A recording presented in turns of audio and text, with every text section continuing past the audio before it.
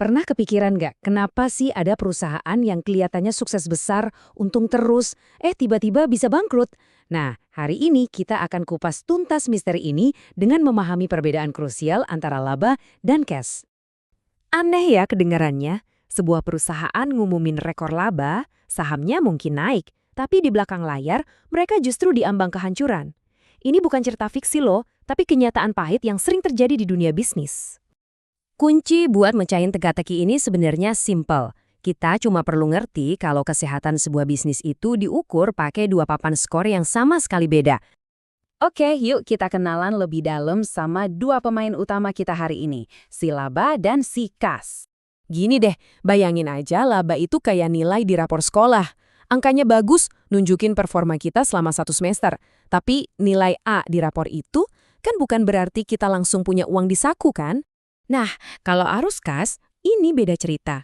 Arus kas itu ya uang yang beneran ada di dompet kita buat jajan. Uang nyata yang bisa dipakai buat bayar ini, itu. Bisa dibilang, inilah darah yang bikin bisnis tetap hidup. Jadi, intinya gini. Laba itu soal pencatatan performa. Tentang seberapa pintar perusahaan menghasilkan pendapatan. Sementara arus kas itu soal realita. Tentang uang sungguhan yang masuk dan keluar buat operasional sehari-hari. Nah, ini contoh paling jelasnya. Misal, ada perusahaan jual barang dengan sistem bayar nanti atau kredit. Di pembukuan akuntansi, wih langsung dicatat sebagai laba. Keren. Tapi, coba cek berangkas perusahaannya. Isinya apa? Zonk. Uangnya kan belum diterima sama sekali. Untuk benar-benar paham kondisi sebuah perusahaan, kita harus jadi detektif. Kita perlu mengikuti jejak uangnya.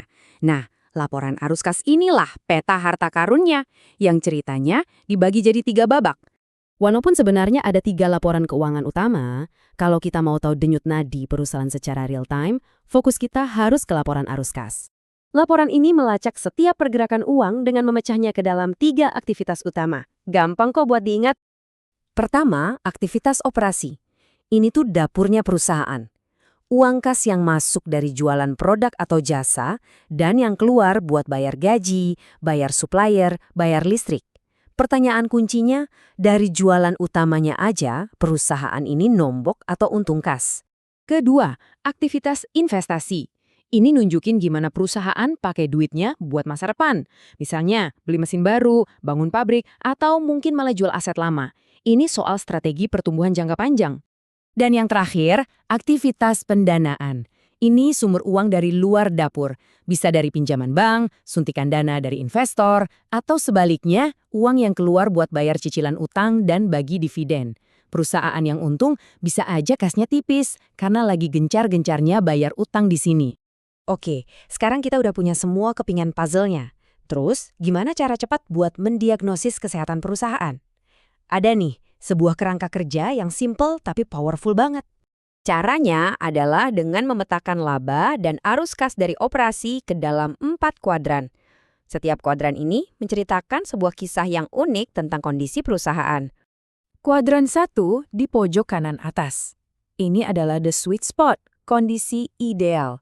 Perusahaan nggak cuma untung di atas kertas, tapi juga menghasilkan uang tunai yang sehat dari bisnis utamanya. Ini perusahaan idaman. Nah, kuadran 2 ini yang paling sering jadi jebakan. Labanya positif, tapi arus kas operasinya minus. Ini biasanya dialami perusahaan yang lagi tumbuh pesat.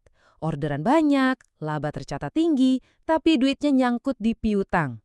Mereka terlalu sukses sampai kehabisan napas. Lanjut ke kuadran 3. Ini juga aneh. Perusahaan rugi, tapi kok kasnya positif. Wah, hati-hati. Ini bisa jadi ilusi.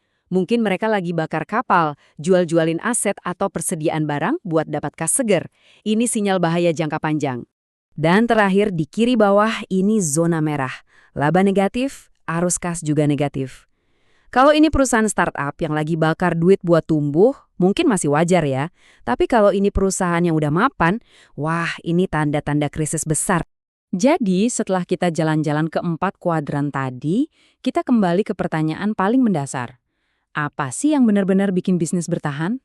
Kesimpulan utamanya adalah ini. Laba itu ibarat tujuan di puncak gunung, itu yang kita kejar. Tapi, kas itu adalah oksigen yang kita hirup selama pendakian. Tanpa kas, seberapapun kelihatannya kita untung, kita nggak akan bisa bayar gaji, nggak bisa bayar tagihan, dan akhirnya nggak akan pernah sampai ke puncak. Ada sebuah kutipan legendaris di dunia keuangan yang merangkum semuanya dengan sempurna. Laba adalah opini, kas adalah fakta. Laba itu bisa diinterpretasikan dengan berbagai aturan akuntansi, tapi jumlah uang di rekening bank itu adalah fakta yang nggak bisa dibantah. Nah, setelah tahu semua ini, saya mau tinggalkan Anda dengan satu pertanyaan. Kalau nanti Anda lihat laporan keuangan sebuah perusahaan, angka mana yang bakal Anda intip pertama kali? Laba atau arus kas? Jawabannya sekarang ada di tangan Anda. Terima kasih sudah menyimak.